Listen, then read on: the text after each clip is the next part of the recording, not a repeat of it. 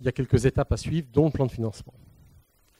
Alors, une statistique qui fait toujours peur, sur 5 ans et sur 100 créations, 50% des entreprises perdurent, 50% disparaissent. Alors je voudrais quand même atténuer ce slide-là, parce que si c'est en général, il y a des secteurs d'activité où ce n'est pas forcément vrai, mais également, il y a des statistiques que l'on peut faire évoluer grâce à quelques outils comme l'accompagnement.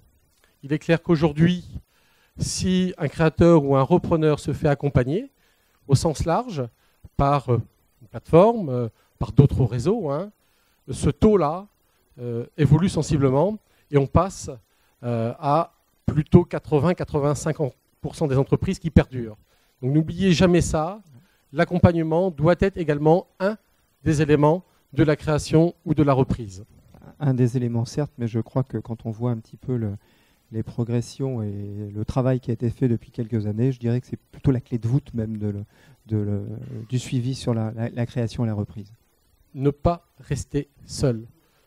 Une entreprise n'est pas toute seule, elle a un environnement, on va y revenir tout à l'heure.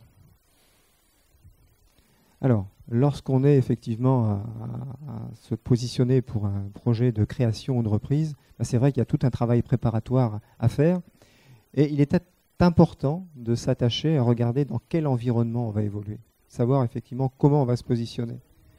Donc, que vous soyez bien capable de mettre en avant la nature de vos choix, pourquoi le secteur d'activité, quels sont vos atouts dans ce domaine, et de bien montrer que ce domaine, vous le maîtrisez complètement, et puis vous en avez bien identifié son pourtour. Encore une fois, son marché. Est-ce que je vais dans un domaine d'activité où il y a un marché, un domaine sur lequel je vais pouvoir me positionner, tout simplement parce que j'ai bien identifié ma concurrence, j'ai bien identifié la nature de mes clients et je suis à même de proposer un service, un produit qui correspondent tout à fait aux attentes du marché. On va le répéter assez régulièrement dans l'intervention, mais je pense que là aussi, sans marché, une entreprise n'est pas grand-chose. Vous constaterez qu'il y a également une petite phrase qui parfois il faut savoir attendre. C'est du bon sens. Je donne l'exemple d'un repreneur d'entreprise que nous avons accompagné il y a quelques mois, qui, issu d'un grand groupe agroalimentaire, pour créer son entreprise de charcuterie, alors qu'il gérait à peu près une trentaine de personnes, a décidé de repasser son CAP. De passer son CAP. Bien entendu, il a suivi que la pratique, mais avec l'expérience acquise et les contacts noués avec les professionnels au sein du CFA, du Centre de formation d'apprentis, et en allant voir son banquier, je peux vous dire que l'accueil a été complètement différent. Il avait touché la matière, et c'est primordial. Donc parfois, on dit on n'est pas prêt, et on regarde si, en termes de formation, on ne peut pas s'orienter vers des structures qui peuvent vous accompagner. C'est la fameuse expression, il est parfois urgent d'attendre, mais c'est partir effectivement au bon moment. Alors, quels sont les éléments qui sont nécessaires au montage du dossier? Donc, on va voir ça. Alors, là aussi, souvent, il faut être pratico-pratique, mais l'emprunteur que vous allez peut-être être, quand il va voir ses partenaires financiers, il n'est pas connu. Donc, on a besoin de vous connaître. On a besoin de savoir qui vous êtes. Et souvent, moi, je suis surpris de recevoir des porteurs de projets qui viennent me dire en disant, voilà, j'ai un projet. Et la phrase s'arrête. C'est un petit peu difficile d'accueillir quelqu'un, de le comprendre, quand on s'arrête à « j'ai un projet ». On a un projet, oui, mais qui on est? Ça, c'est indispensable. Le curriculum vitae, alors le curriculum vitae, on aime bien savoir un petit peu votre cursus, mais on apprécie encore plus que vous ayez mis en avant votre expérience professionnelle par rapport à votre projet professionnel. Ça, c'est indispensable. Mais également, les expériences que vous auriez pu avoir à titre personnel et qui peuvent vous servir dans une entreprise. Je prends souvent l'exemple de personnes qui ont pu avoir des responsabilités au sein d'associations qui n'ont rien à voir avec le milieu de l'entreprise. mais qui ont eu peut-être des responsabilités parce qu'ils ont managé des équipes, parce qu'ils ont managé des administrateurs. Et dans le monde associatif, ce n'est pas toujours aussi facile que ça. Donc, il ne faut pas hésiter à mettre en avant ces éléments-là. Ça fait partie du curriculum vitae. Lettre de motivation, oui. Quand je dis lettre de motivation, on ne vous demande pas d'écrire un livre. On vous demande effectivement de nous donner le sentiment que le projet que vous portez, vous y croyez. Régime matrimonial, à un moment ou à un autre, on va en échanger. Hein, comment vous avez envisagé les choses? Est-ce que vous les avez envisagées? Et est-ce qu'il ne faudra pas envisager un régime particulier en fonction de la nature de votre projet? Surface financière et immobilière, c'est à titre personnel. Je vous dis, on ne vous connaît pas. On ne sait pas qui vous êtes.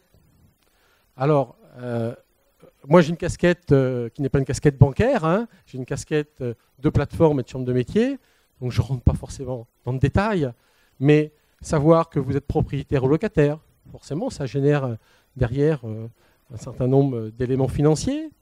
Savoir si aujourd'hui vous avez du cash disponible ou qui va peut-être l'être.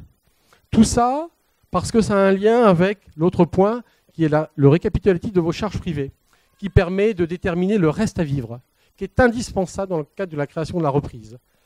Votre projet doit dégager normalement de l'argent et une partie de ce montant-là vous servira pour vivre. Et est-ce que le montant qui est envisagé dans le prévisionnel vous permettra d'honorer vos engagements privés? Le projet professionnel ne s'arrête pas simplement à un projet professionnel, c'est aussi un projet de vie.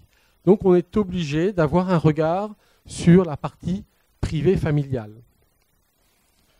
Le cadre juridique du montage de l'entreprise, et là, je n'assume pas la paternité de ces propos-là, hein. Vas-y. Mais en l'occurrence, c'est pour répondre à la question du banquier, c'est à qui je prête tout simplement. Si je prête à une entreprise individuelle, si je prête à une société, forcément, on a des applications juridiques qui ne sont pas les mêmes. Donc là aussi, il est important pour nous de savoir quel est le véhicule juridique qui a été retenu. Est-ce qu'on est sur des structures où, je dirais, le statut d'entreprise individuelle suffit parce que les engagements, les risques sont peut-être limités sur les encours financiers. Maintenant, plus on a affaire à des projets d'envergure où on va mobiliser des ressources et des capitaux d'emprunt élevés, non seulement on va peut-être essayer de chercher des associés pour contribuer effectivement à consolider l'apport, mais aussi les financements qui pourront être réalisés sont de nature beaucoup plus importante, donc avec forcément des implications personnelles qui peuvent être lourdes. Donc encore une fois, la question, à qui je prête? Quelle est la nature de la structure? Et puis derrière, quelles sont les charges incompressibles du ménage? Parce qu'un ménage qui effectivement a un niveau de charge incompressible de 2 000 € ou de 4 000 €, ben forcément le revenu à dégager de l'entreprise créée ou reprise ne sera pas forcément le même. Ce qui va impacter derrière d'autres éléments de flexibilité ou de rentabilité obligatoire. Concernant l'activité, encore une fois, on revient à ce marché et à la nature de l'activité. Est-ce qu'on est sur du commerce de détail? Est-ce qu'on est sur du service en entreprise? Est-ce qu'on est sur du commerce entre professionnels? Tous ces éléments-là sont importants parce que derrière, ça va déclencher des réflexes parce qu'on sait naturellement que beaucoup de professions sont normées, hein. Il y a un cadre de fonctionnement, on connaît un petit peu les différents ratios, les besoins, et on sait naturellement avec quels outils, quelles techniques de financement on va pouvoir y parvenir et y répondre. Donc il est important de savoir cette nature d'activité. Et puis derrière, on va vous demander de nous montrer que vous maîtrisez parfaitement le secteur d'activité sur lequel vous vous positionnez, au travers des études que vous pouvez nous montrer, de votre éventuelle antériorité dans tel ou tel secteur, et vous décidez de perdurer ou de tenter également votre chance, la volonté de s'implanter. Question qui peut paraître évidente, mais qui dans les faits ne trouve pas toujours réponse première et naturelle, c'est est-ce que vous connaissez vos concurrents? Est-ce que sur le secteur d'activité, vous avez bien connaissance qu'on a 2, 3 magasins identiques? dans une activité de prestation de service, on a peut-être déjà 6 entreprises qui viennent rayonner, et on a peut-être des gens qui ont une aura nationale ou régionale qui commencent à venir un petit peu tenter leur chance sur d'autres secteurs pour élargir leur territoire. Donc, bien identifier votre potentiel de développement. Parce que la part du gâteau, elle est scalée, et si aujourd'hui on a 3 gros acteurs, et que demain on en a 6, les parts revenant à chacun seront forcément différents. Et naturellement, en découle quels seront vos principaux clients. Bien identifier votre potentiel de cible pour votre activité.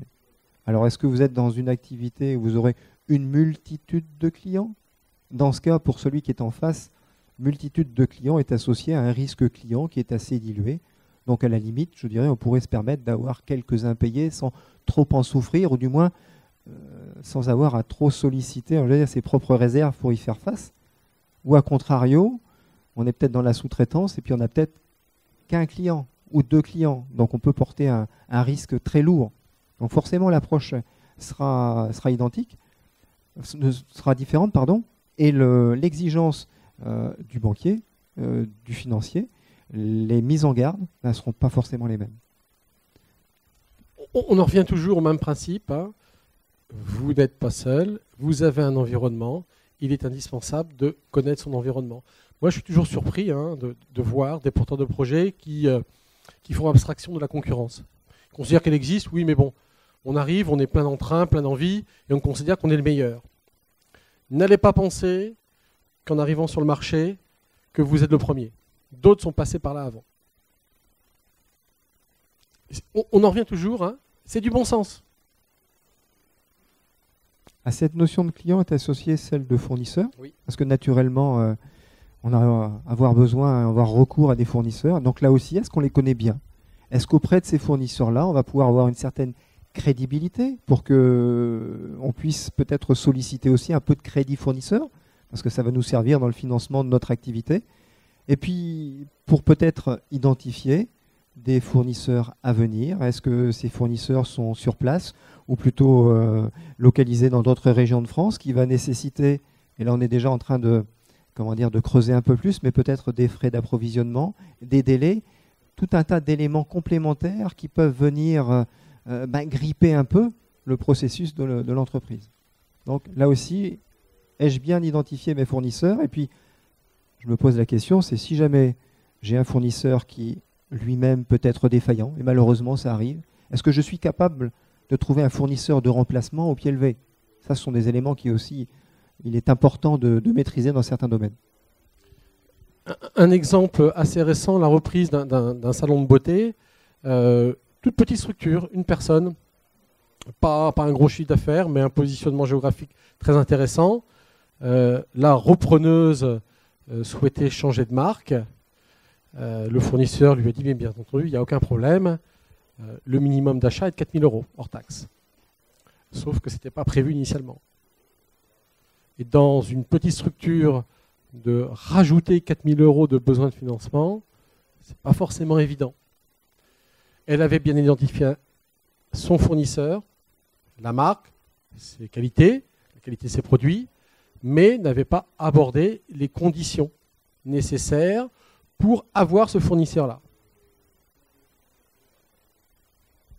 Autre exemple, dans certains cas de franchise, on a forcément des marques qui sont imposées et puis le commerçant n'a pas forcément la possibilité d'étendre ses gammes au-delà d'un certain pourcentage de chiffre d'affaires.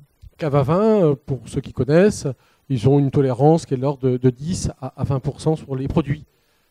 Mais autrement, voilà, ils ont un seul et unique fournisseur, qui est leur franchiseur, point. Là aussi, est-ce qu'on veut être complètement indépendant ou est-ce qu'on préfère être attaché à quelqu'un qui apporte un soutien ou des produits déjà bien préparés, bien emballés? C'est deux démarches complètement différentes. Les moyens de production. Pour travailler, on a besoin de quelques moyens qui peuvent être les locaux, le matériel, le personnel. Alors les locaux, vous avez besoin de financement. votre premier acte de commerce dans la création, dans la reprise, c'est de vendre votre projet à vos partenaires. C'est le premier acte de commerce. Si de toute façon vous ne franchissez pas cette étape, si vous ne vendez pas votre projet, vous n'aurez pas le financement, donc il n'aboutira pas. Et pour ça, on dit toujours l'essayer, c'est l'adopter. Et quand nous accompagnons sur les plateformes les porteurs de projets, je demande toujours aux porteurs qui viennent défendre leur projet en comité d'agrément d'apporter soit le produit qu'ils vont commercialiser, soit des photos. Et auprès de son banquier, c'est pareil. Vous décidez de reprendre un commerce dans tel endroit, le banquier ne le connaît pas forcément, ou ne le situe pas correctement, ou ne connaît pas l'intérieur. Prenez des photos. Allez avec un mini pressbook. C'est indispensable. Il va le regarder, il va le feuilleter, il va voir ce que c'est. Si vous êtes fleuriste, n'hésitez pas à faire une composition pour montrer ce que vous êtes capable de faire. Quelque chose de simple, mais ça suffit. Un dernier dossier, il nous a apporté, c'était sympa, il nous a apporté de l'andouille à manger. Bon, il était 10 heures, mais on avait un caviste après, il nous manquait le petit coup de blanc. Ouais, c'est des éléments, alors je vois, vous souriez, mais c'est ça aussi, gagner la confiance en l'autre. C'est à un moment ou à un autre d'étendre l'atmosphère et lui dire, ben voilà, moi j'ai un produit, j'essaie de vous le vendre, et voilà ce que ça donne. Donc, locaux, effectivement, il faut le descriptif, on a besoin de connaître la surface pour savoir s'il est en adéquation avec votre projet. Ça ne sert à rien de trop avoir pour payer un loyer exorbitant, d'accord? Ou de se dire, attention, ça risque d'être trop juste parce que demain, s'il y a un petit peu de développement, où allez-vous aller? L'emplacement, alors d'ailleurs, on aurait dû commencer par l'emplacement. L'emplacement. Certaines activités, c'est d'abord ça qui prime. Là aussi, quand je parle de photos, c'est aussi un plan. Hein. C'est aussi une recherche auprès de la mairie pour savoir si des comptages ont été faits. En termes de passage de véhicules ou de piétons. Ou tout simplement d'exposition géographique, et on prévoit l'exploitation d'une terrasse. Il se trouve que malheureusement, la terrasse, elle est du mauvais côté du trottoir, est toujours à l'ombre. Bah, ça peut être aussi un frein au développement commercial, ça. Surtout dans certaines activités où il est indispensable d'aller dehors pour pouvoir griller une petite cigarette. Le matériel, son état. Alors, quand on parle de l'état, neuf, occasion, ancien, on ne doit pas s'arrêter simplement à l'état du matériel, on doit aussi regarder le taux d'utilisation. On a des entreprises qui utilisent peu souvent du matériel. Alors, il est ancien, mais il suffit largement. Dans ces cas-là, ça ne sert à rien de se dire, tiens, on va en racheter du neuf. Si on n'utilise que 3 ou 4 fois dans l'année, ça suffit largement. Mais également, sa technicité. Certaines activités demandent d'être en permanence à la pointe, donc il est important de regarder un petit peu si le matériel que vous souhaitez reprendre est à la pointe, mais également aux normes. Là, je m'adresse aux entreprises dites de production. Si vous voulez avoir du personnel avec du matériel, il faut être aux normes. C'est une obligation. Et ce serait dommage de mettre en péril l'entreprise si demain il y a un accident du travail, parce que la machine n'est pas aux normes. Enfin, bon, il y a des obligations, on appelle ça le document unique sur la prévention des risques professionnels. Un risque qui arrive, je ne vais pas m'étendre là-dessus, un bon avocat avec un salarié, il n'y a pas de problème. C'est un engagement financier pour le chef d'entreprise à titre personnel et c'est du pénal. Hein. Et c'est la raison pour laquelle dans les opérations de reprise où on a effectivement des outils, il est peut-être aussi bon pour essayer d'approcher à la fois le prix de cession, mais aussi l'état du matériel, de faire un diagnostic technique du matériel. Est-ce que, par exemple, dans la boulangerie que je vais racheter, j'ai un four qui a plutôt 10 ans ou qui en a 20? Ce qui veut dire que derrière, les conséquences ne sont pas forcément les mêmes. Je ne connais pas une boulangerie qui n'ait pas eu, dans les 2 ans qui ont suivi la reprise, des soucis de matériel. Je ne parle pas forcément du four, mais de matériel. Pourquoi ? Parce que c'est une autre main qui intervient sur le matériel. C'est comme un véhicule. Hein, l'embrayage, il ne supporte pas forcément le même conducteur. C'est pareil. Le matériel a beau être bon, mais le fait que ce soit une autre main qui l'utilise, parfois le fragilise. Enfin, et c'est un élément très très important, voire le plus important, parce que c'est celui qu'on maîtrise le moins, c'est le personnel. On parle bien entendu d'effectifs, on va parler d'ancienneté, des salariés, de l'équipe. Alors l'ancienneté, quelqu'un qui a commencé à 20 ans, qui a 20 ans de boîte, il a 40, ça veut dire qu'il a encore une vie professionnelle d'à peu près 27 ans. peut-être même 30. Allez, 32. Donc, il a quand même des perspectives pour l'entreprise. Mais quelqu'un qui a 58 ans et qui a 20 ans de boîte, ça veut dire que dans quelques années, peut-être quelques mois, en fonction de la nature du métier, il risque de vous quitter. Ça peut avoir un coût. Ça peut être un homme ressource au sein de l'entreprise. Donc il faut intégrer ces éléments-là quand on souhaite prendre ou reprendre du personnel. Et bien entendu, la technicité du personnel. On sait certains métiers où le savoir-faire aujourd'hui est indispensable et que voilà, si demain il se barre pour aller voir votre concurrent, préféré et adoré, vous risquez d'avoir du mal à le remplacer. Et c'est un risque très important. Et enfin, une notion qui l'est encore plus, c'est le management. Des machines, c'est facile, on le branche, on éteint. Le management, la gestion des hommes et des femmes au sein d'une entreprise, c'est le plus complexe. Et tous les projets de reprise que nous accompagnons, nous mettons toujours en avant ça. Et les premiers problèmes qui arrivent en règle générale, c'est « j'ai des merdes avec mes salariés ». Ça ne se passe pas bien. Il y en a un qui veut se barrer. Il y en a un qui considère que la nouvelle organisation ne lui convient pas. Donc ça se prépare. Très très important. Pour les repreneurs, je dirais même c'est primordial. C'est quelque chose qui se met en place dans le temps, parce que c'est vrai qu'on est confronté naturellement à ce moment-là à la gestion du changement, avec toutes les difficultés que cela comporte, surtout si c'est fait sans préparation et de manière brutale. Concernant les éléments comptables, que ce soit en termes de création d'entreprise, que ce soit en termes de reprise d'entreprise, c'est vrai qu'on va demander à notre candidat de faire une projection de son activité. Et dans les deux cas, on va essayer d'avoir des provisionnels, ce qui est quelque part une mise en chiffre de toute l'approche globale de son projet qu'il a pu nous présenter. Et avec ce prévisionnel qui est à même, je dirais, d'identifier à la fois différents besoins, différentes ressources, on va lui demander de l'accompagner d'un plan de trésorerie. Et pourquoi ce plan de trésorerie ? Il faut bien se dire qu'aujourd'hui, surtout dans une région comme la nôtre, où on est naturellement assujetti à des éléments saisonniers, avec des productions qui ne sont pas forcément linéaires, on a besoin de mettre en projection ce qui peut venir, tous les mouvements qui vont affecter la trésorerie de l'entreprise. Sachant que ces mouvements ne seront pas forcément linéaires. On aura peut-être des pics de besoins, des pics de recettes. Si on travaille dans le domaine agricole, dans le domaine de l'agroalimentaire, dans le service, en fonction de l'activité, il est important de voir quelles sont effectivement, si c'est une activité dont les recettes seront lissées dans le temps, et si les dépenses qui iront avec, elles seront naturellement accompagnées ou avec des pics de dépenses. Parce que quelque part, c'est vrai que ce n'est pas une mécanique qui est facile à faire. Se mettre à imaginer ce que va être votre trésorerie dans 1 mois, dans 3 mois, dans 6 mois. Mais il n'empêche, si on vous demande de vous prêter à ce petit exercice, quelque part, il y a une vertu pédagogique, c'est qu'on essaie de vous mettre en prospective. Et ce que l'on constate le plus dans les relations au quotidien entre, je dirais, le banquier et le chef d'entreprise, et c'est d'autant plus vrai avec le créateur qui n'a pas forcément toute cette antériorité, toute cette expérience, c'est cette mécanique d'anticipation.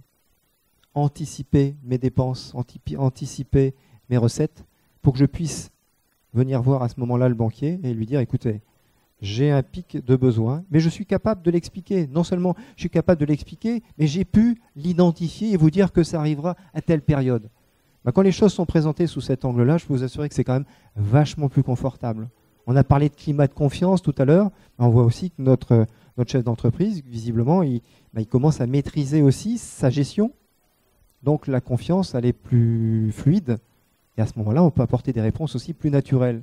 Maintenant, quand régulièrement, le banquier va démarrer sa journée en allumant son poste et puis d'un seul coup, une succession de... Quand tu dis de poste, tu ne parles pas de la radio, tu parles de l'ordinateur. Oui, mais ça crie aussi fort à ce moment-là quand même. Je pensais que c'était la radio. Non, c'est pas la radio, mais ça fait du bruit aussi. Quand on voit effectivement tout un tas de paiements qui se présentent et puis il n'y a pas eu d'anticipation et puis le client ne nous a pas prévenu, c'est un petit peu plus compliqué à ce moment-là. Donc c'est vrai, on est en mécanique d'anticipation. Et puis, sur une opération de reprise, vous le voyez inscrit sur la diapo, naturellement, on va s'attacher à récupérer les bilans des précédents exercices, tout simplement parce que ça donne l'idée d'une photo, l'idée d'une certaine dynamique, mais ce n'est pas pour autant que si l'entreprise a peut-être les moyens, l'entreprise a peut-être des capitaux, des réserves, il est important pour nous de voir si cette entreprise que l'on reprend est une machine à cash ou au final, dans l'approche, on a identifié un marché plutôt en déclin et que, encore une fois, s'il n'y a pas de marché, la machine à cash, elle va s'éteindre petit à petit. Donc il est important d'avoir la référence au passé, mais aussi la référence à ce que sera demain ou vu du projet qui nous a été présenté. J'insiste aussi sur cette notion-là parce que j'en vois souvent, c'est votre prévisionnel, ce n'est pas celui de votre expert comptable. Oui, non, mais quand je dis c'est le vôtre, c'est vous qui le faites. Vous le faites. Vous donnez les éléments à votre expert comptable pour qu'il puisse le formaliser. Allez, je vous mets combien d'assurance? Allez, 2000 €. Allons-y. Non, c'est pas comme ça que ça fonctionne. Ça veut dire que vous avez, vous, au préalable du prévisionnel, un travail à faire pour aller récupérer des éléments. Ces éléments-là, ils vont évoluer. C'est normal, heureusement d'ailleurs. Mais c'est votre prévisionnel. Maîtriser son prévisionnel, c'est maîtriser son produit et c'est être capable de vendre son projet.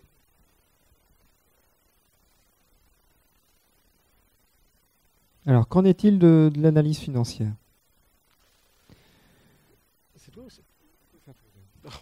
On va essayer, parce qu'en fait, on s'est rencontrés il y a quelques instants, donc on ne se connaissait pas encore. Alors, cette analyse financière, qu'est-ce qu'on va essayer d'y mettre? C'est tout simplement la traduction.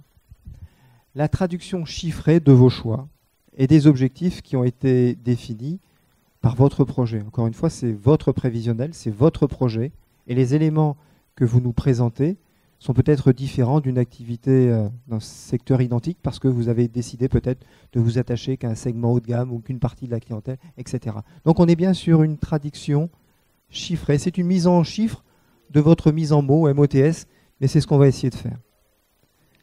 Alors, ce compte de résultats prévisionnels, qu'est-ce qu'il essaie de nous indiquer?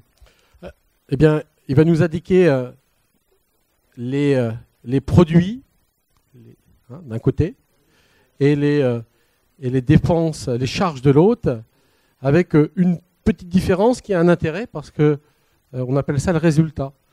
On souhaite forcément positif.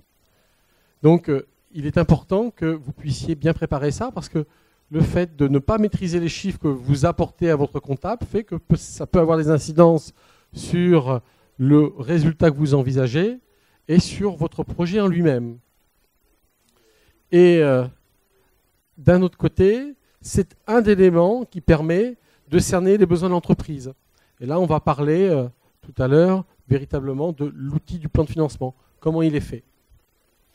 Vous voyez bien qu'au travers de cette approche, on a quelque chose qui est en train de se dérouler petit à petit. On est parti d'un contexte global, d'un marché, et on va affiner les choses pour arriver à cette notion de plan de financement et de la façon dont on va l'aborder. Alors, le plan de financement, on parle de besoins, on parle de ressources, mais de manière simple, sur la colonne de gauche, et en gros, de quoi j'ai besoin? Qu'est-ce que je finance quelque part? C'est ça. Et qu'est-ce que je vais être amené à financer là tout de suite, mais aussi dans les mois à venir, parce que ce n'est pas uniquement le jour de la signature de l'acquisition d'une fonds de commerce, si tel est le cas, mais c'est bien des besoins qui vont s'échelonner sur la vie de l'entreprise au moins les premiers mois. Et puis de l'autre côté, on est bien sur la notion de retour, c'est quelque part. C'est qui va financer. Puis on va décliner les postes les uns après les autres. Alors en termes de besoins, si effectivement on est dans le commerce, on a peut-être, dans une opération de reprise, racheté un fonds de commerce. C'est de l'immatériel, certes, mais on a bien une valeur qui est attachée à ce fonds de commerce, parce que derrière, c'est toute cette notion de clientèle qui est attachée. Et un fonds de commerce, dans la mesure où il n'y a plus de clients dans la boutique, là, le fonds de commerce, il ne vaut plus grand-chose. Donc on voit bien que c'est quelque chose qui est important, mais qui peut être très éphémère. Maintenant, dans certaines activités, activités peut-être de centre-ville, avec une notion importante qui est l'emplacement et encore l'emplacement, on sait qu'on a un fonds de commerce qui vaudra toujours quelque chose, et même s'il n'y a plus de clients, on aura peut-être un droit au bail qui pourra se renégocier. Donc l'approche du risque, elle, sera peut-être différente. Une des approches par rapport au fonds de commerce, c'est est-ce que le prix que vous mettez dedans est le prix du marché? Est-ce qu'il est bien acheté, dans de bonnes conditions, ou est-ce qu'il est acheté trop cher? Alors c'est très compliqué à appréhender.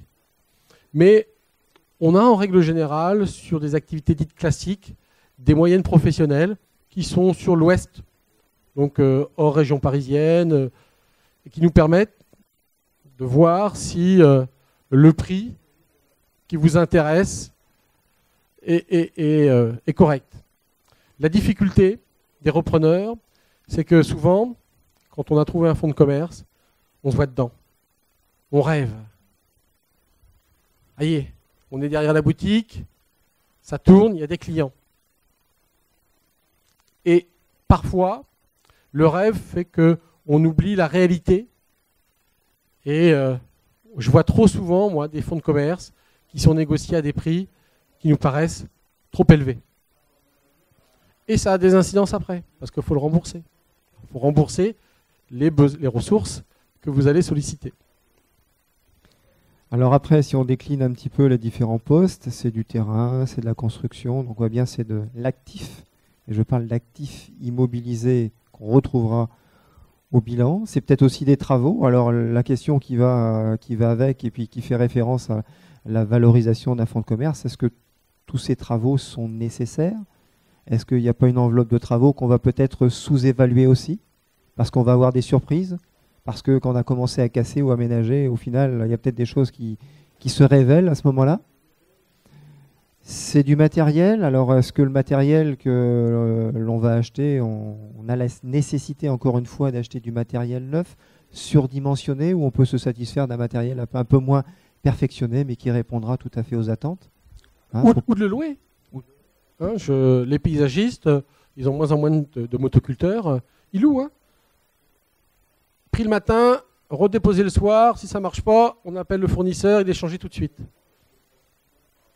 On n'immobilise pas des fonds s'il n'y en a pas besoin. Matériel, donc véhicule, là aussi, véhicule, on fait le choix. Est-ce qu'on est obligé d'avoir un super véhicule? On peut se satisfaire d'un véhicule d'occasion récente. Les stocks, là, quand on commence à aborder cette notion-là de stock, ça commence à se compliquer un petit peu. Parce qu'à la fois, si on rachète quelque chose avec des stocks existants, est-ce qu'au final, la question qui va avec, c'est est-ce que j'ai pas des nanars dans mes stocks? C'est malheureusement souvent le cas. Il y a toujours des nanars quelque part. Bon. Et puis si on est à créer soi-même des stocks, il faut trouver le juste milieu.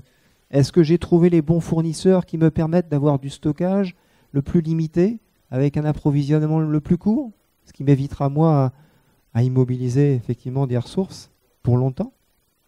Ou au contraire, je suis sur quelque chose de tellement spécifique que je n'ai pas le choix. Je suis obligé de stocker une partie, deux parties, trois composantes, parce que je suis sur un cycle de production avec des produits semi-finis ou des matières premières. Et malheureusement, l'activité de l'entreprise que j'ai choisi de créer ou de reprendre a un cycle de production long qui m'impose des contraintes financières. Et dès qu'on arrive à cette notion de stock, on viendra aussi avec la notion de besoin en fonds de roulement, qui n'est pas forcément non plus évidente à identifier, parce que ça va être toute la rotation du stock, rotation des clients. En clair, si je vends à des clients, comment est-ce que je fais pour me faire payer et me faire payer le plus rapidement possible? Est-ce que je travaille avec des acomptes? Et si je travaille avec des acomptes, est-ce que je me fais bien payer de mes acomptes? Ou au contraire, je vais travailler avec 3 grandes catégories. Des clients particuliers qui vont peut-être me payer tout de suite. Dans ce cas, a priori, ça devait être assez confortable pour ma trésorerie. Mais est-ce que je travaille aussi peut-être avec des professionnels à qui je vais devoir moi-même accorder des délais de paiement? Donc je vais venir gonfler mon besoin à fond de roulement parce que j'aurai des créances clients qui vont devoir être à régler à une certaine durée. Et puis, tout ce qui touche en fait aux frais divers liés à la transaction, éventuellement de la TVA, parce que je vais devoir payer la TVA tout de suite. Et puis peut-être j'ai entendu la radio, il n'y a plus de TVA à partir de demain. Si, hein, c'est vrai, hein, c'est plus de TVA. Plus de TVA, donc on aura pu. C'est un montant forfaitaire, 50%. Bon, très bien. Mais donc il va falloir l'augmenter dans les ressources de financement. Et sans CSG. Hein. Sans CSG. Donc vous voyez, tous ces éléments-là, il faut les avoir bien identifiés parce que une fois qu'on a identifié ces besoins, on va passer sur la colonne de droite, c'est les ressources, c'est de savoir après comment on va les financer. Alors, un des premiers éléments, souvent, c'est l'apport personnel. Le cash dont vous disposez. Alors, le cash dont vous disposez pour votre projet. Il n'est pas toujours souhaitable d'engager toutes ses ressources personnelles dans son projet. Surtout que votre projet, c'est peut-être aussi, je parle de projet de vie, si vous êtes deux, monsieur, madame, il faut peut-être apporter quelques sécurités pour le conjoint, qui ne souhaite pas que l'ensemble des ressources du ménage soient engagées. Donc, c'est qu'est-ce que vous pouvez apporter en apport personnel pour votre projet. On a une deuxième ligne qui s'appelle prêt d'honneur. Vous pouvez solliciter ce qu'on appelle les plateformes. Il y en a partout en Bretagne, il y en a une vingtaine en Bretagne, qui ont des conditions différentes, hein, donc il faut aller les rencontrer, et qui peuvent vous prêter à taux zéro et sans garantie. Donc bon, il y a l'intérêt forcément du taux zéro et sans garantie, certes, mais surtout parce qu'ils peuvent vous apporter une expertise par rapport à votre projet. Une expertise complémentaire de celle du banquier, de celle de la compagnie consulaire, de celle de vos autres partenaires. Et c'est du quasi-fonds propre. Donc, ça peut avoir un vrai effet de levier par rapport à votre banquier. Donc, il est intéressant au moins d'aller rencontrer la plateforme pour voir ce qui peut être fait. L'apport en nature, ça arrive dans certains métiers. Hein. Voilà, on a quelques compétences, du matériel. Ok, ça doit être valorisé. Alors attention, c'est surtout vrai dans le bâtiment. Hein. Voilà, j'ai un petit peu de matériel, je rends des services à mes voisins, à mes beaux-frères, aux amis des beaux-frères. Donc de temps en temps, je bossais le week-end, donc j'ai un petit peu de matos, c'est parfait. Je me lance, sauf que le matos que j'avais, je l'utilisais une fois de temps en temps, plutôt le week-end d'ailleurs, ou le soir. Là, il va être utilisé en continu. Et le matériel professionnel, ce n'est pas tout à fait la même chose que le matériel qu'on a à titre de particulier. Et souvent, on a des très mauvaises surprises parce qu'il casse, il lâche. Donc attention à l'apport en matériel que vous avez déjà pu utiliser parce qu'il n'est pas forcément le plus fiable. Idem pour le véhicule. Apport externe de capitaux et au compte courant d'associés. Vous pouvez trouver des structures qui vous accompagnent. Vous pouvez trouver des associés qui croient en votre projet et souhaitent vous aider. Donc, ce n'est pas à négliger. Subventions et primes, moi, je le mets de côté. J'enlève même. Ouais, ça va être assez clair. C'est vraiment la cerise sur le gâteau parce qu'aujourd'hui, les subventions et primes, il y a un dispositif qui reste très, très, très réduit. L'argent est rare, très rare. Donc, je crois qu'il ne faut pas compter dessus. Nous, au sein de la plateforme, quand on fait un plan de financement, moi je suis dans les Côtes-d'Armor, il y a un dispositif qui s'appelle Créarmor du Conseil général. Nous retirons cette ligne-là du plan de financement. C'est volontaire. Et pourtant, l'aide peut être conséquente. Mais je préfère la retirer et c'est du bonus si ça vient après. Et le bonus, c'est toujours bon. Ça fait du cash en plus. Puis les subventions, les primes, c'est intéressant, mais les délais de traitement et les délais de versement peuvent être importants. Donc si en plus vous êtes obligé d'aller revoir votre banquier pour lui dire, écoutez, trouvez-moi une solution pour m'avancer la prime ou la subvention que je dois recevoir, peut-être dans 2 mois ou peut-être dans 6 mois, ce n'est pas le meilleur effet quand on lance son activité. Aide familiale, oui, à condition qu'elle soit sécurisée, c'est-à-dire que celui qui prête et celui qui emprunte, il faut l'écrire, c'est indispensable. Ce qui est écrit reste, et surtout ça évite après les difficultés familiales. Ça protège tout le monde, à la fois celui qui a prêté, parce qu'il y a une reconnaissance de dette qui est faite, et puis celui qui a reçu, du moins qui a emprunté, fiscalement aussi, c'est pas discutable. On a fait enregistrer, je dirais, le prêt familial auprès des impôts, donc pas de contestation possible. Au moins les choses sont faites dans les règles. Le crédit bail qui est un moyen de financement qu'il ne faut surtout pas négliger. Pour certaines activités, il est très très intéressant. Hein, mais là, c'est plutôt le monde de la banque. Voilà, et on revient à ce qu'on disait tout à l'heure, qui est la question, et c'est vrai que c'est une mécanique qui est très empreinte dans notre région. On tient tous souvent à être propriétaire de son outil de travail.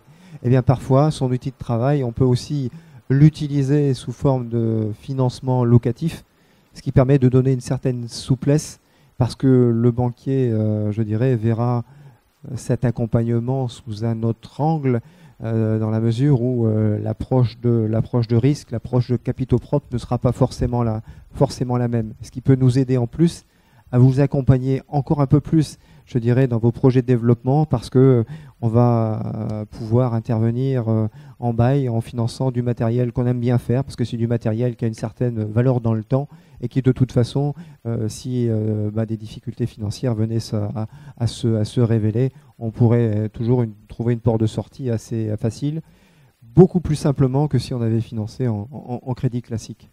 Et même chose pour tout ce qui est financement du matériel technologique, je pense à tout ce qui est tablette numérique, informatique, etc., où là, on est confronté à un élément qui est une évolution technologique très rapide, une obsolescence qui peut se présenter de plus en plus rapidement. Et là, en fait, on a des outils qui nous permettent de caler à la fois la durée de financement avec la durée de vie du matériel. Et puis, cette catégorie de matériel, des petites tablettes numériques ou autre chose, ça vaut 500 €, ça vaut 1000 €, puis on l'autofinance, et puis on le fait une fois dans l'année, et puis une deuxième fois. Puis au final, on s'aperçoit qu'au bout du compte, on a peut-être mis 6 000, 7 000, 10 000 € dans ce petit matériel, qui naturellement a été autofinancé parce que le banquier n'aime pas financer ça à crédit, bien sûr. Et puis, quelque part, ça vient pénaliser, puisqu'on a tiré sur les fonds propres de l'entreprise pour autofinancer ce petit matériel, alors que si on avait pris le réflexe de solliciter un financement locatif adapté, eh bien en fait on aurait peut-être financé ces outils-là sur 2-3 ans avec les possibilités des services qui vont avec. Donc vous voyez, en fonction du bien, du besoin que l'on a à financer, choisissons la bonne formule de financement qui va avec. Et même chose pour la dernière partie qui est cette mobilisation du poste client. On parlait tout à l'heure de la nécessité parfois de percevoir des acomptes. Et puis après, il y a toute la mécanique de recouvrement. Mais lorsqu'on est en phase de création, lorsqu'on est en phase de reprise, sur des marchés des entreprises, allez, grosso modo, de moins de 10 millions de chiffre d'affaires, le chef d'entreprise, c'est un expert dans son métier. Sa problématique, c'est une problématique métier. Donc dans ce cas, faisons en sorte qu'il s'attache à l'exercice de son métier et qu'il gagne de l'argent dans l'exercice de son métier. Et que parfois, passer du temps à aller recouvrer des créances, c'est du temps qui ne sera pas forcément productif. Et il y a une notion à laquelle on n'a pas forcément idée, on ne pense pas forcément, c'est la notion de coût caché. Tous les coûts indirects que l'on va générer pour procéder à son recouvrement, pour relancer ses clients. Donc, d'entrée de jeu, si vous savez que dans votre activité, vous allez travailler avec des professionnels, donc cette notion de B2B, eh bien, utilisez peut-être une technique aujourd'hui qui existe, c'est la facturage, tout simplement, qui permet de déléguer à un prestataire extérieur la gestion de son poste client. Il va acheter vos créances, certes, après avoir fait le tri, mais si lui est à même de faire un tri, ça vous permettra aussi de vous poser des questions sur les clients avec qui vous travaillez. S'il écarte une bonne partie de votre poste client, on peut s'interroger aussi sur les relations commerciales que vous avez mises en place. C'est un gage de sécurité aussi. Et puis derrière, eh bien, il achètera vos créances, vous en serez réglé tout de suite et lui s'occupera de la mise en recouvrement. Vous externalisez complètement la gestion de ce poste client. Je peux vous assurer que c'est quand même grandement confortable.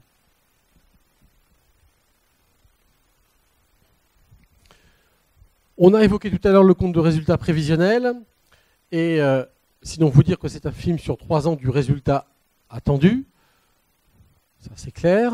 Parce qu'en règle générale, on aime bien avoir un compte de résultat sur 3 ans. Mais c'est important aussi de voir ce qu'apprécient les partenaires. Ça, c'est primordial, c'est le réalisme de votre projet. Est-ce que ce que vous présentez, ça tient la route? Vous souhaitez reprendre une sandwicherie.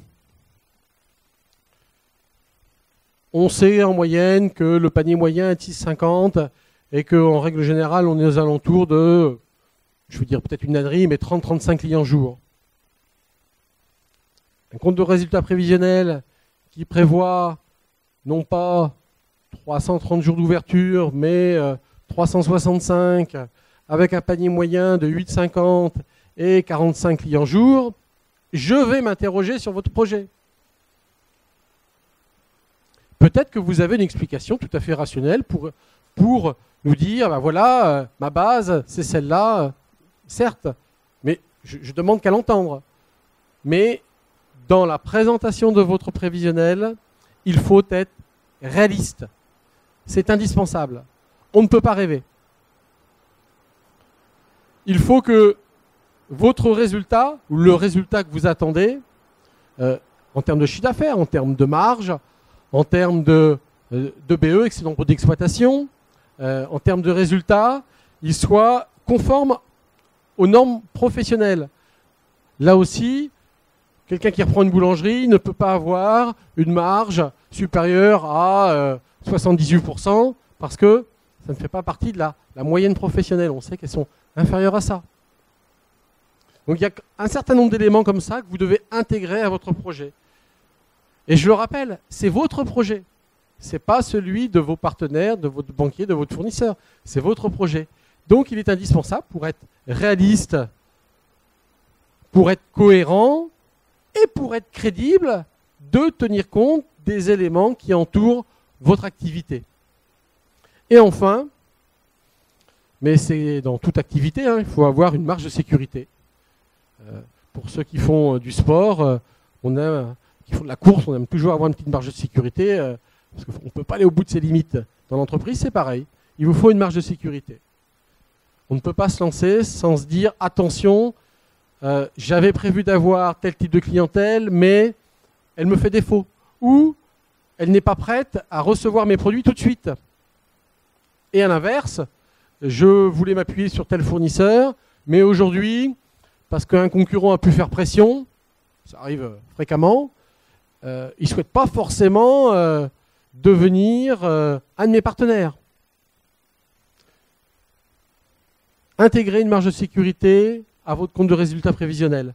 Une marge de sécurité. Il ne faut pas prendre non plus quelque chose qui soit incohérent. Comment? Est-ce que vous savez combien de temps il faut pour que le fût du canon il refroidisse? Alors, un certain temps.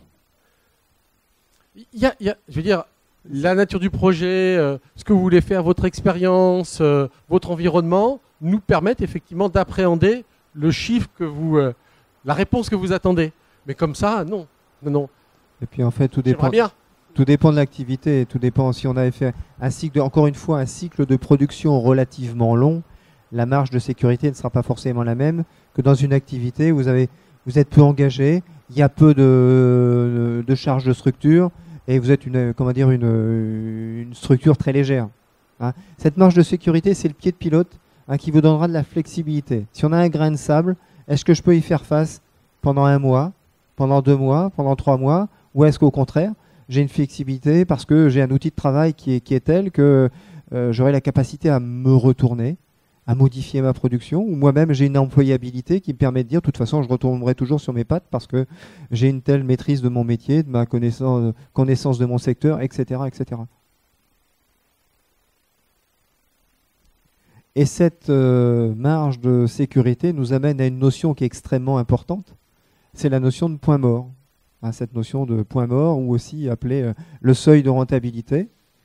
Et c'est quoi? C'est notre chiffre d'affaires minimum à réaliser pour ne faire ni perte ni bénéfice et couvrir l'ensemble de ses charges. Bon, quand on a dit ça, c'est bien, mais maintenant peut-être pour marquer les esprits, si sur une entreprise qui a son exercice sur une année civile, donc de janvier à décembre, si vous nous montrez que votre seuil de rentabilité il est atteint le 30 juin, la marge de sécurité et la flexibilité qui est associée, elle est plutôt confortable. Maintenant, si le seuil de rentabilité il est atteint le 25 décembre, comprenez bien que ça devient extrêmement réduit. Voilà, cette notion de point mort, elle est là. Et en fonction de l'identification de la période sur l'échelle du temps de votre exercice comptable, on l'a au bout de 6 mois, on l'a au bout de 7 mois ou au bout de 12 mois, l'approche elle n'est pas forcément identique. Et si on voit que d'une année sur l'autre, on a un seuil de rentabilité qui est en train de glisser, il nous faut plus en plus de temps pour l'atteindre, on peut s'interroger sur la viabilité et la capacité de l'entreprise, cette fois, à dégager des pertes, et à dégager des pertes de plus en plus rapidement. Donc ce que les partenaires apprécient, et c'est logique, c'est un chiffre d'affaires qui soit réalisable nettement supérieur au point mort. Parce que plus le chiffre d'affaires sera supérieur au point mort, plus notre marge de sécurité, plus notre flexibilité sera importante, c'est évident. Alors tout à l'heure, on a évoqué une notion importante qui était le besoin en fonds de roulement. En règle générale, on l'a dit, chiffrer besoin matériel, mobilier, immobilier, c'est quelque chose qu'on arrive facilement à appréhender. La difficulté, c'est justement de pouvoir estimer au plus juste ce besoin en fonds de roulement, qui malheureusement est souvent sous-estimé. Et là, il y a un vrai travail à faire de votre part pour savoir quel va être votre cycle d'exploitation, pour savoir quel délai on règle les fournisseurs, quel délai vont nous régler les clients, est-ce que ça va être habituel ou est-ce que c'est au démarrage comme ça. Donc il y a un certain nombre d'éléments à intégrer pour pouvoir estimer ce besoin. Alors le besoin en fonds de roulement, quand on démarre, c'est également les premiers frais. Vous reprenez une boutique en centre-ville, vous avez besoin de faire un petit peu de com.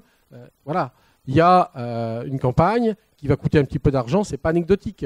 Donc il faut l'intégrer. Tous ces éléments, il ne faut surtout pas les sous-estimer. Et en règle générale, c'est pas tous les porteurs de projets que nous rencontrons sous-estiment cette partie-là. Nous avons aidé il y a 2 jours une entreprise, une jolie boîte, dans une activité d'ambulance. Donc c'est une activité un petit peu atypique, qu'on ne rencontre pas tous les jours.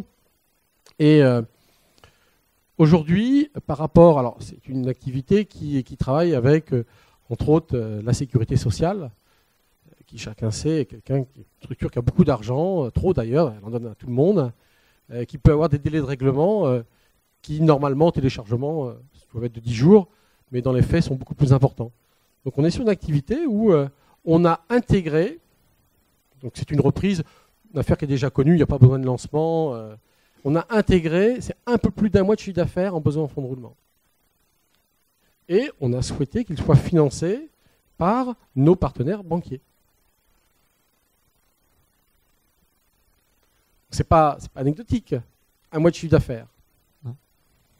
Mais dans la mesure où c'est bien identifié, il n'y a pas de souci. C'est expliqué. Si c'est expliqué, si on est à financer quelque chose de causé, on saura mettre la technique qui va bien. Maintenant, si on est à financer quelque chose dont le chef d'entreprise n'en a pas vraiment la perception des contours, la crainte qu'on a toujours, c'est de savoir si on n'est pas en train de financer des pertes. C'est tout. Si c'est causé et que l'on sache bien ce que l'on finance, il n'y a pas de souci. Alors, quels sont les pièges à éviter? C'est tout d'abord, vous voyez bien, à travers de toutes les remarques qu'on a pu faire, c'est une mauvaise appréciation des besoins qui vont entraîner un sous-financement.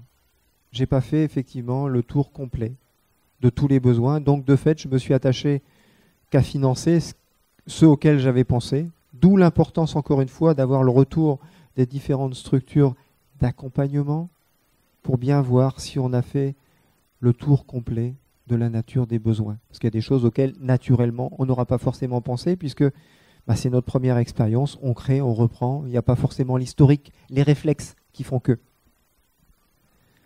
Ensuite, c'est aussi les besoins non couverts, mais qui sont préjudiciables cette fois-ci pour l'existence et la pérennité du projet. Si je me prends une perte d'exploitation la première année, et que cette perte, je ne l'avais pas du tout identifiée, et qu'au contraire, j'avais peut-être imaginé un premier exercice légèrement bénéficiaire ou à étal, et que je me prends au final une perte de 100 000 €, l'approche ne sera pas forcément la même. D'accord?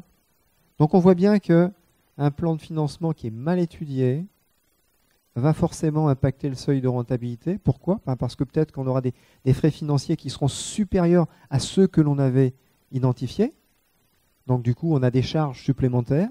Ou alors, on s'était basé sur un dégagement de rentabilité qui ne permettra pas de faire face aux différentes charges que l'on a. En ce sens. Je crois qu'il est indispensable, là aussi on revient à une notion de bon sens, il est très difficile de retourner voir son banquier parce qu'on a mal estimé ou qu'on a sous-estimé ses besoins. Quand on est créateur ou repreneur, on a aussi une position qui est peut-être un peu plus forte parce que, il ne m'en voudra pas, parce que le banquier, il aimerait bien vous avoir comme client, certainement, mais il n'est pas le seul banquier de la place. Donc il y a cet état de concurrence qui fait que le créateur, le porteur en règle générale, peut se trouver dans une position plus favorable.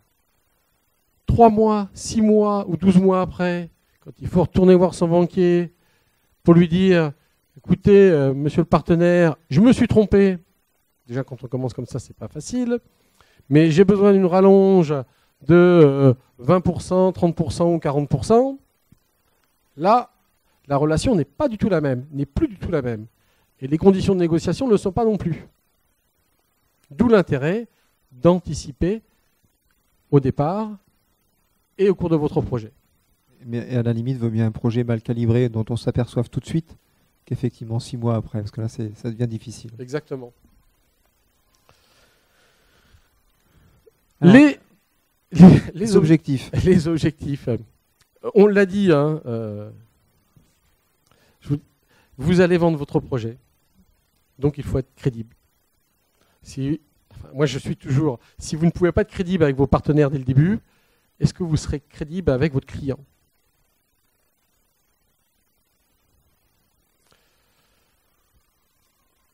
Il faut garder la confiance des partenaires.